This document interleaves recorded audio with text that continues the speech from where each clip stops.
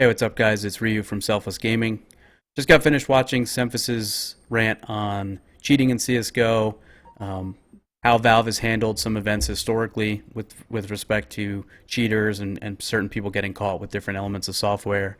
He makes several really good points. I would encourage you to take a look at the video. Um, it I had an idea that I've had for a while, and I've mentioned it on stream a couple times to get some instant feedback from my viewers, and it's something that I wanted to throw out there in the interest of having an open conversation, very specifically with the other professionals in the scene, but also just to get some community feedback on the idea and its feasibility and how people would just generally feel towards the idea itself. And in short, the idea is that once you get to a certain level within the competitive scene, and that where you draw that line, it's not super important. But once you get towards the professional level or very close to it, that you would then sign an agreement with Valve and Valve Anti-Cheat, or with ESEA and the ESEA client, or whatever it is. But you would sign an agreement with whoever that particular party is that would allow for their anti-cheat methods, anti-cheat client, anti-cheat platform to be substantially more invasive on your game PC.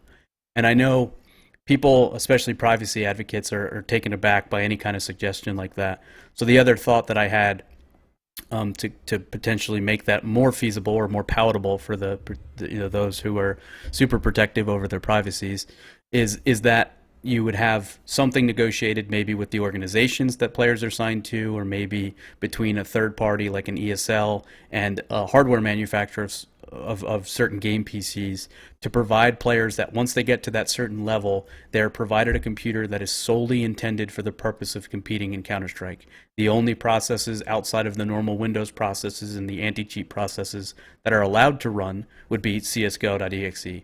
You're not allowed Chrome, you're not allowed music. It's a computer that you use to play matches on.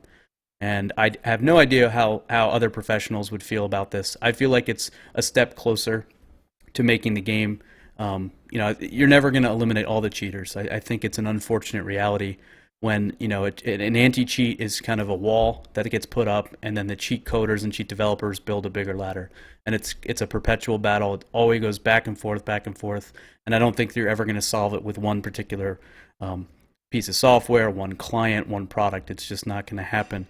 But I think the more difficult and the lower the percentage of the players that can cheat and get away with cheating is, the better it is in terms of the competitive integrity of the game, the more fun it is to play. I think that it does all kinds of good things to minimize the number of cheaters in the scene, and to make it that much more difficult for these cheat developers to come up with ways that these people can get away with it. Semphis mentioned that some of these people had cheated in qualifiers and stuff to get to attend majors, or to attend to take the first several steps to then get a chance to attend a major, based on the way that systems are now. And eliminating that for qualifiers and online matches, by negotiating some kind of an agreement, I think would be a really interesting idea, maybe a little bit of a different approach.